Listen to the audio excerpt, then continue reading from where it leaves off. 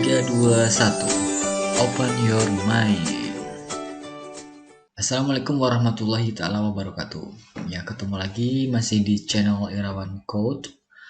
Pada kesempatan ini kita akan bersama-sama lagi nih mempelajari mengenai aplikasi komputer manajemen 2 ya.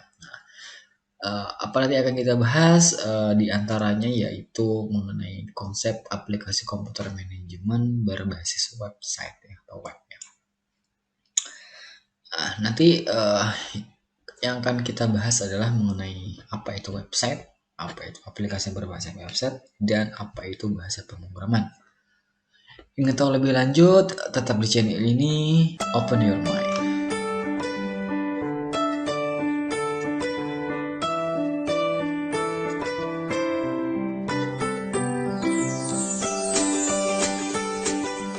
Ya, welcome back. Di intro sebelumnya kita akan membahas mengenai website, aplikasi berbasis web, dan bahasa pemrograman.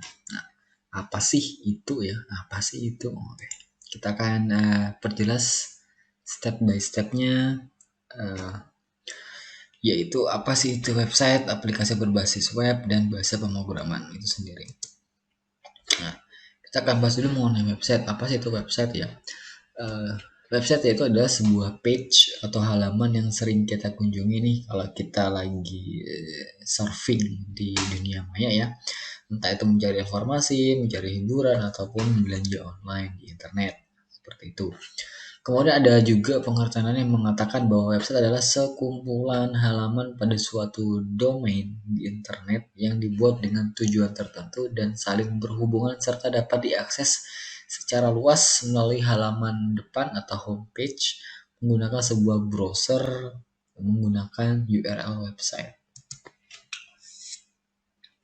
Nah, dari dua pengertian tersebut, di konsepnya atau kita ambil sebuah kesimpulan besarnya ya.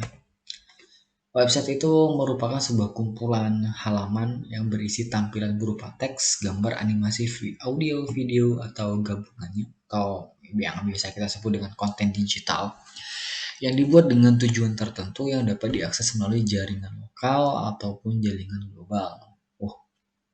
Atau internet ya kayak gitu. Berarti kalau nggak internet bisa dong? Bisa ya.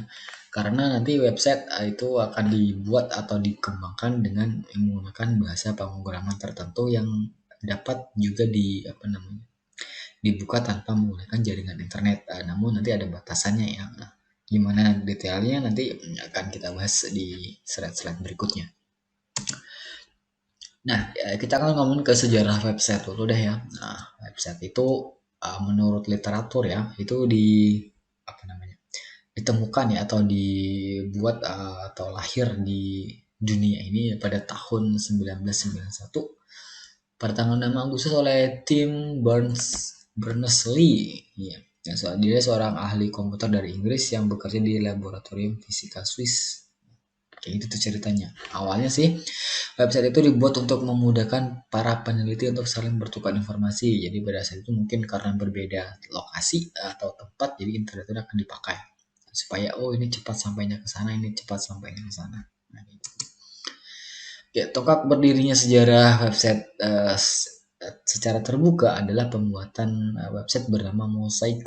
Nah, jadi dulu website itu belum open kayak sekarang, jadi hanya yang digunakan untuk beberapa kalangan tertentu kayak tadi mungkin kayak peneliti, kemudian umumnya kalau misalnya peneliti adalah di bidang security atau keamanan nasional misalnya gitu. Nah, website yang untuk open itu bernama Mosaic yang dibuat oleh NCSA pada tahun 1991. Nah, setelah itu CERN ini nanti bisa Anda searching ya kalau tidak salah, itu adalah sebuah organisasi yang dia itu penelitian di bidang nuklir kalau tidak salah ya. Nah, setelah itu CERN sebagai laboratorium tempat tim Berners-Lee tadi bekerja itu membantu membuat perangkat lunak web itu sendiri secara cuma-cuma. Kalau dulu mungkin nggak tahu ya sejarah mungkin bayar atau kayak gimana, tapi kita patut berterima kasih nih kepada timnya Berners-Lee ini. Kita bisa menggunakan website itu dengan cuma-cuma. Dalam tanda kutip sih bukan cuma-cuma juga, karena kita harus tetap mengeluarkan biaya internet ya kayak gitu. Oke, kalau kita sudah ngomongin itu sejarah singkatnya, kita akan ngomongin fungsi websitenya ya. Nah, sebelum ke fungsi, jika di sejarah tadi Anda kurang misalnya, tertarik, nanti silahkan Anda searching apa sih atau bagaimana sih sejarah website itu hingga seperti sekarang ya. Nanti bisa Anda source awalnya seperti apa, perkembangannya seperti apa, nanti bisa Anda sourcing.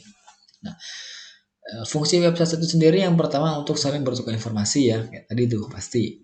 Kemudian sekarang untuk alat komunikasi sudah pasti kan. Kita dengan web kita bisa komunikasi dengan teman-teman kita, keluarga kita di tempat yang berbeda lokasinya dengan kita. Kemudian dengan interaksi sosial dengan adanya web muncul yang namanya sosial media seperti itu. Kemudian ada personal branding. Wah, ini bisa meningkatkan apa ya? Branding kita ya di web. Salah satu contohnya itu kalau Anda pakai LinkedIn, itu kayak profil dari Anda yang link itu adalah digunakan untuk biasanya untuk mempromosikan diri Anda ke dunia luar. Oh, ini loh Anda expert di bidang apa dan sebagainya dan sebagainya. Kemudian sebagai sarana hiburan dan edukasi yang murah, bener nggak sih murah? Nah itu opsional ya. Ada yang bilang murah, ada yang bilang mahal. Tapi kalau sebagai sarana hiburan, betul sekali. Kadang-kadang kita memakai internet itu atau web itu lumayan lama ya, seperti itu. Baik itu untuk misalnya nonton YouTube, misalnya media sosial, atau misalnya lagi cari tugas dan sebagainya. Kemudian untuk promosi produk, ini kalau yang sering di apa ya namanya ya, forum jual beli online, itu biasanya sering ya untuk itu. Kemudian alat untuk penghasil uang. Nah, sekarang mencari uang tidak hanya yang bersifatnya konvensional, tapi juga sudah bisa dilakukan dengan menggunakan website. Salah satu contohnya adalah ketika Anda nanti mungkin seorang blogger atau apa namanya penulis blog. Nah, nanti Anda bisa menghasilkan pendapatan dari tulisan Anda dengan mendapatkan AdSense ya. Jadi bisa Anda mendaftarkan itu tapi dengan syarat-syarat tertentu. Kalau yang di YouTube itu juga bisa kan, Anda bisa mendapatkan monetize dengan syarat-syarat tertentu. Seperti itu. Nah, berikutnya adalah jenis-jenis website. Nah, jenis website itu ada yang namanya statis, ada yang dinamis, ada yang interaktif. Nah, yang pertama website jenis ini memiliki tampilan yang tetap tidak berubah-ubah. Jika pemilik website ingin mengubah tampilan, hal yang harus dilakukan adalah dengan cara mengedit kode websitenya. Nah, oke, jadi seperti ini. Website itu dikembangkan dengan kode-kode program tertentu. Nah, kalau yang statis, misalnya nih, nah di slide Anda itu kan ada tulisan tuh jenis website ya. Nah, jadi kalau saya ingin merubah tulisan jenis website menjadi mungkin jenis-jenis website, nah ini saya harus merubah kode programnya dulu. Nah, gitu. Jadi tidak harus serta-merta terubah. Jadi harus masuk dulu ke kode programnya baru saya rubah. Nah, website yang statis dengan yang dinamis ini memiliki konsep yang berbeda. Ya, salah satu contohnya misalnya di sisi konten. Nah, kalau di web statis, setiap konten yang ingin berubah, misalnya ada salah apa atau penambahan konten apa, saya harus masuk ke kode programnya dan menambahkan satu persatu. Nah, tapi kalau di web dinamis, ini otomatis akan bertambah sendiri isi kontennya. Nah, ini umumnya kalau ada berita-berita berita-berita dalam sebuah organisasi tertentu. Ya, misalnya untuk penyampaian informasi, misalnya pada hari ini ada informasi satu, misalnya kayak gitu ya. Kemudian pagi hari ini ada informasi satu, kemudian siang ada lagi tambahan informasi kegiatan. Nah, kalau di dinamis, ketika dua itu masuk ke dalam sistem website kita, maka akan secara otomatis tergenerate mana yang terbaru akan tampil di urutan pertama. Berbeda kalau statis. Kalau di statis harus merubah dulu, harus buka kode programnya dan sebagainya. Tapi kalau di dinamis sudah otomatis. Contoh yang paling simpel itu kalau Anda lihat di blog atau berita-berita di perusahaan itu nanti yang paling baru adalah beritanya yang paling atas. Nah, seperti itu. Nah, kemudian yang ketiga nih website interaktif nih. Wah, ini maaf nih ya, itu ada kesalahan editing ya. Kesalahan redaksi ya. Jadi website interaktif ini website yang mampu menangani permasalahan selama 24/7. Artinya 24 jam per 7 hari yang berikutnya. Ini umumnya yang mempunyai layanan apa ya namanya? layanan helpdesk ya, biasanya kayak gitu. Jadi akan nanti sistemnya itu akan benar-benar mengakomodir interaktif ketika kita perlu apa, ini sudah langsung standby di situ sistemnya. Nah, kemudian unsur-unsur dalam membuat website atau dalam website ya. Yang pertama itu adalah nama domain. Nama ini yaitu nama domain adalah nama unik yang menjadi identitas sebuah website. Contohnya misalnya adalah www.google.com, www.facebook.com. Nah, itu adalah nama domainnya. Kalau kita analogikan ke dunia sehari-hari adalah nama domain adalah alamat rumah kita itu di mana. Nah, gitu ya. Kemudian adalah web hosting. Ya, web hosting adalah tempat ya, tempat menyimpan data dari sebuah website. Nah, jadi selain ada namanya nama domain, ada namanya web hosting. Ini tempat kita menaruh segala macam unsur dari website kita, gambar-gambar, kalau ada video-video, kalau ada plugin, kalau ada jenis font tertentu nanti akan masuk di situ. Nah, itu semuanya masuknya di tempat web hosting. Nah, web hosting ini biasanya kalau saya analogikan adalah menjadi contohnya kayak rumah Anda di rumah masing-masing ya. Nah, di rumah Anda masing-masing itu terdapat banyak komponen atau perangkat ya atau jenis atau bahan-bahan lainnya. Misalnya ada yang punya kamar 2, ada yang punya kamar 3, ada yang punya kamar mandinya 2, ada yang 1, ada yang ranjangnya itu bertingkat, ada yang tidak, ada yang catnya warnanya merah, ada yang biru, nah dan sebagainya. Nah, itu semuanya masuk dalam sebuah web hosting. Kemudian yang ketiga yang paling utama juga yaitu adalah konten. Nah, jadi tanpa ada konten berarti website Anda apaan gitu, nggak jelas ya. Biarpun Anda punya nama domain, punya web hosting, tapi kalau nggak ada kontennya, apa yang mau dibaca, apa yang mau dibuka, nggak ada. Nah, jadi konten juga perlu sekali di situ. Nah, one big impact, use big image ya. Nah, jadi dalam menggunakan membuat nanti kelak misalnya, kita akan coba mempelajari nantinya bagaimana cara membuat website-nya. Nah, jadi nanti kita akan berandai-andai nanti kita akan mengembangkan sebuah website yang super wow, kira-kira seperti itu. Nah, ini ada beberapa data yang saya bisa tampilkan mengenai penggunaan website ya. Ini di April 2019 di kuartal pertama ya, kuartal pertama 2019. Total populasi yang menggunakan itu sebesar 7.697 billion orang. Nah ini yang uniknya adalah unique mobile ya, yang menggunakan mobile platform ya, itu ada sebesar 5,110 billion.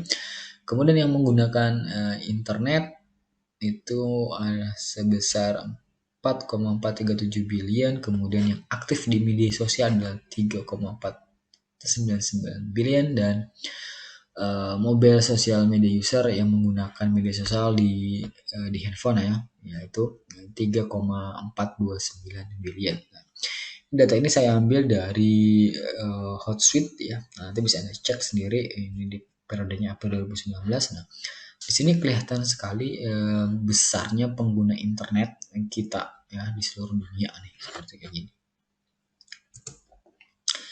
Nah, dari situ-situ juga dari ini bisa dicek itu juga di SimilarWeb juga ya.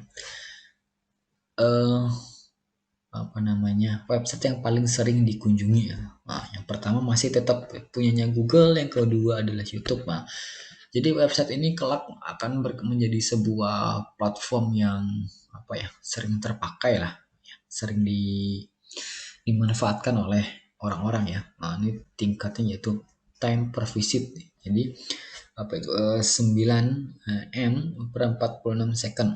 Wah, itu page-nya, jadi page per visit itu kalau tidak salah time itu ini ya 9 menit ya, 9 menit per 46 second ya kalau nggak salah time per visit ya.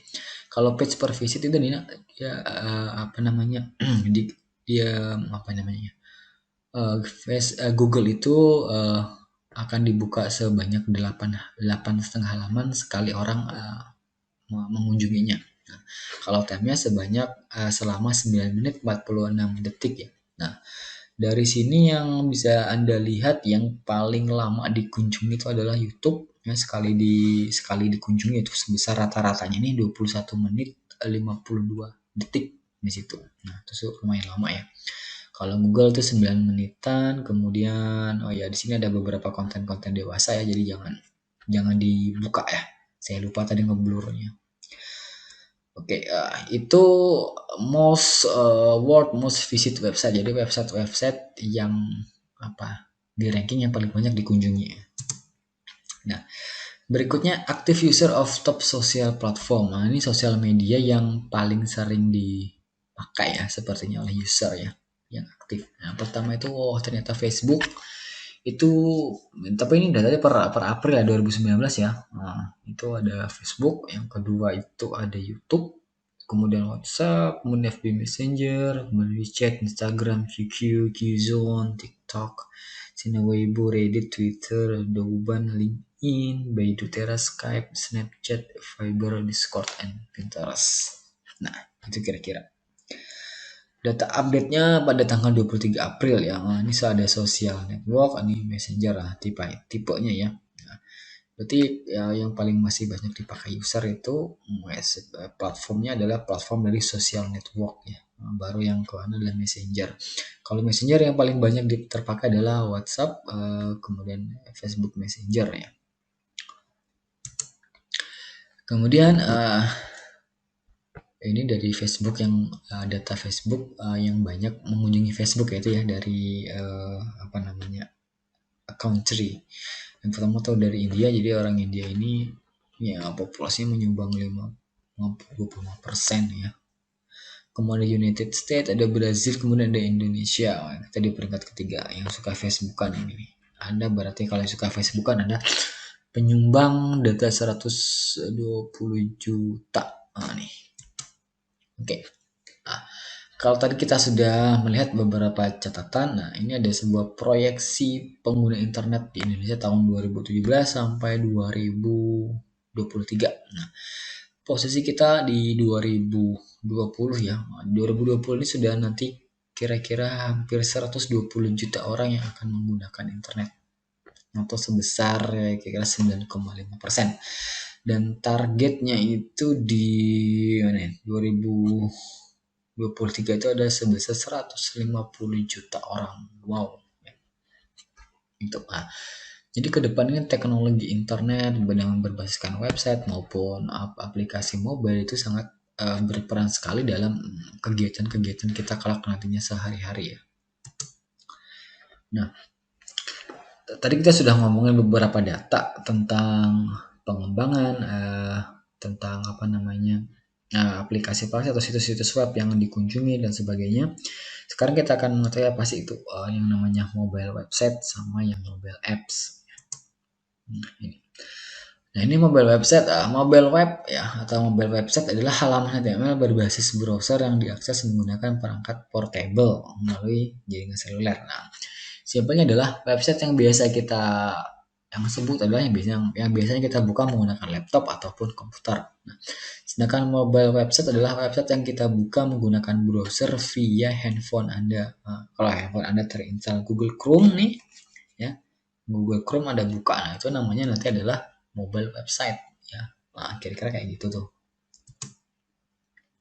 Kemudian adalah mobile apps. Nah, mobile apps adalah sebuah aplikasi yang dibuat untuk perangkat mobile yang penggunanya harus melakukan pengunduhan atau download serta menginstal dari toko aplikasi tertentu. Nah, contohnya saya bisa mengembangin aplikasi buat Android ya. Ya udah, harusnya yang harus ya di Android saja bisanya. Nggak bisa digunakan di browser, itu nggak bisa. Jadi kalau saya buka misalnya di Google Chrome di laptop ya nggak bisa aplikasi itu. Atau saya install misalnya di Mac itu juga nggak bisa ya.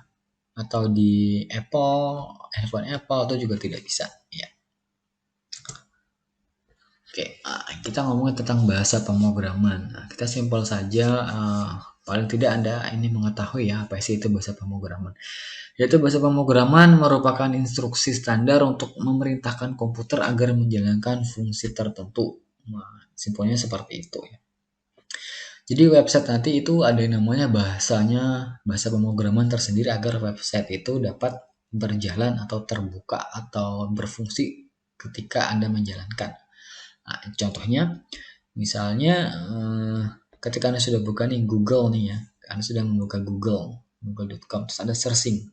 Ketika Anda tekan tombol search, nah nanti akan muncul tampilan. Nah, supaya tampilannya itu yang seperti Google yang sekarang, nah kalau Anda review dari tampilan Google dulu sebelum sekarang, itu akan berbeda sekali. Nah, dengan memanfaatkan bahasa-bahasa tertentu, itu tampilan Google akan lebih terlihat lebih cantik. Oh, bahasanya cantik ya. Lebih cantik, lebih menarik dibandingkan yang dulu ya, seperti itu. Nah, itu ada bahasanya sendiri. Nah, oke. Nah, salah satu bahasa yang sering digunakan itu platform utama pembuatan web itu adalah bahasanya adalah HTML. HTML itu kalau yang sekarang kalau nggak salah sudah yang generasi kelima ya, atau bisa disebut dengan HTML5. Kemudian ada juga yang namanya CSS. CSS ini sudah seri ketiga. CSS ini digunakan untuk merapikan tampilan website Anda agar terlihat lebih menarik perhatian. Nah, seharusnya website tanpa CSS atau hanya halaman HTML saja itu akan terurut dari atas ke bawah. Nah, jadi kalau Anda pernah melihat struktur menu yang ke samping, itu kalau tidak pakai CSS itu nanti hasilnya tidak akan seperti itu, tapi dia akan turun ke bawah dan turun terus, ya acak lah seperti itu ya. Nah, kemudian untuk data yang dinamis ya, tadi kita sudah ngomongin mengenai website yang dinamis. Nah, itu biasanya nanti dia terintegrasi sama database, dan database itu nanti dihubungkan dengan website kita menggunakan bahasa pemrograman yang namanya PHP. Nah, ini PHP ya, memang namanya PHP tapi bukan PHP pemberi harapan palsu, tapi memang benar PHP. Nah, selain itu juga dapat dikembangkan dengan bahasa lain, misalnya pakai bahasa Java, yang namanya Java, kemudian juga bahasa C#, ya seperti itu. Nah, untuk bahasa pemrograman mobile ini saya ambil contoh yang lagi bagus-bagus saja ya. Yang pertama Android dan iOS. Kalau di Android itu biasanya bahasa yang digunakan untuk membuat aplikasi di Android itu biasanya kalau yang agak-agak sekarang sih ramenya ada yang namanya Android ya, Kotlin namanya, bahasa pemrograman Kotlin. Kemudian Java. Java ini sudah dari awal sudah dapat digunakan untuk pengembangan Android. Nah, kalau yang sekarang sih sudah mulai disupport dengan menggunakan Kotlin ya. Berdasarkan beberapa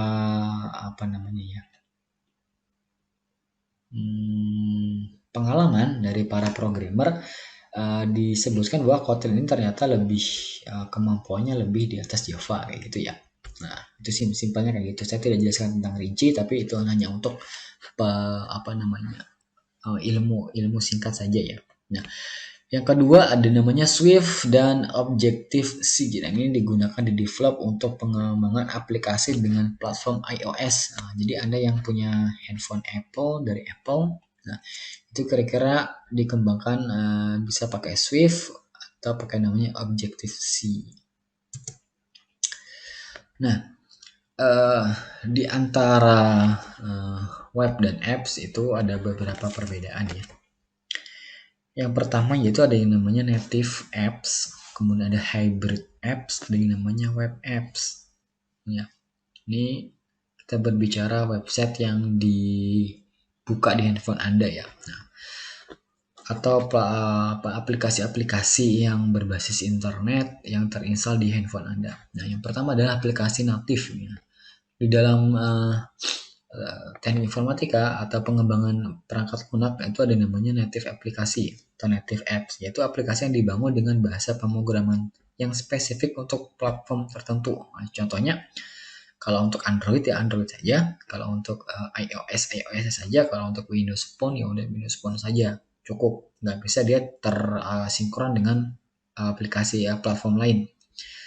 Kemudian ada yang hybrid. Nah, hybrid ini aplikasi web yang ditransformasikan menjadi kode natif pada platform seperti iOS atau Android. Nah, maksudnya adalah Misalnya aplikasi webnya kalau kita buka di laptop itu kan layarnya lebar ya, lebar dengan struktur yang sesuai dengan layar laptop Anda. Nah, itu nanti akan ditransformasi ke dalam ukuran layar sesuai dengan handphone Anda. Nah, misalnya kalau laptop Anda 14 inch, nanti dia akan di-convert langsung sesuai dengan ukuran layar dari handphone Anda. Kalau handphone Anda ukurannya 6, sekian inch, ya nanti segitu. Nah, jadi akan otomatis seperti itu.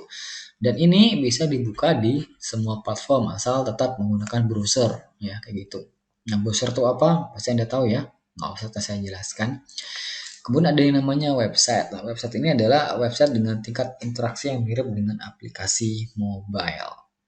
Nah, mirip saja. Artinya sih dari web itu bisa masuk ke handphone kita.